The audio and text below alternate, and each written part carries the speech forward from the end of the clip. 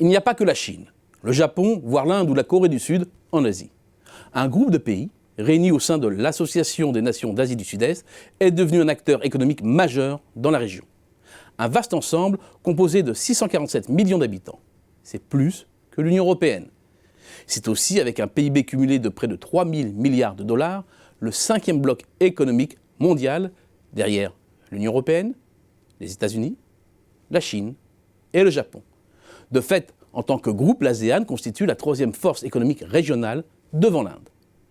À la tête de cet attelage, l'Indonésie, immense pays dont la population s'approche des 265 millions d'individus avec un PIB supérieur à 1 000 milliards de dollars. L'Indonésie, c'est 35% de la richesse créée de la région et 41% de ses habitants.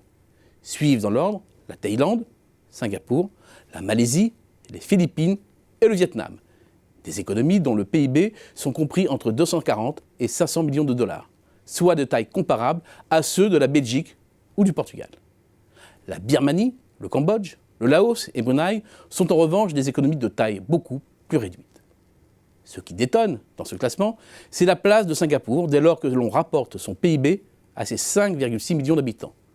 Avec un PIB par tête de près de 60 000 $, Singapour est un pays riche, véritable plaque tournante régionale et internationale au plan commercial et surtout financier.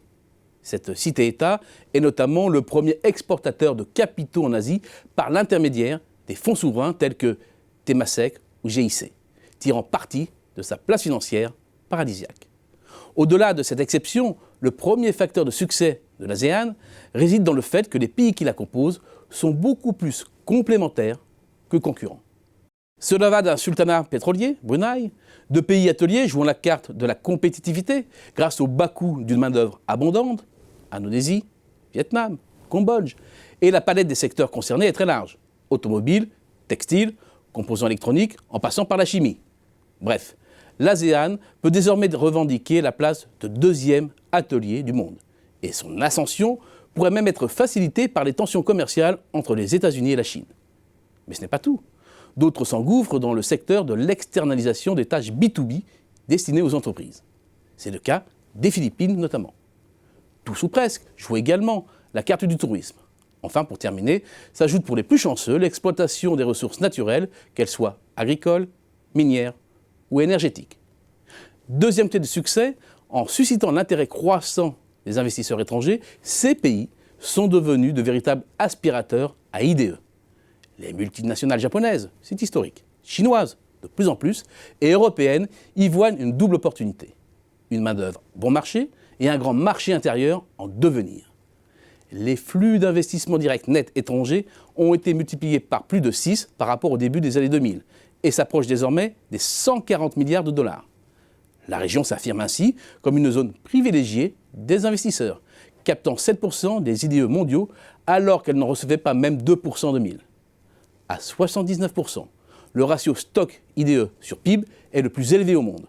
Cela témoigne de l'importance des pays de l'ASEAN dans les chaînes de production mondiales. Troisième facteur de succès, une position géostratégique clé. La particularité de l'Asie du Sud-Est est sans doute d'être avant tout un espace maritime organisé autour d'une mer intérieure reliée au reste du monde. La mer de Chine méridionale est commandée par 7 détroits qui permettent d'assurer la jonction entre l'Asie et l'Océanie, entre l'océan Pacifique et l'océan Indien.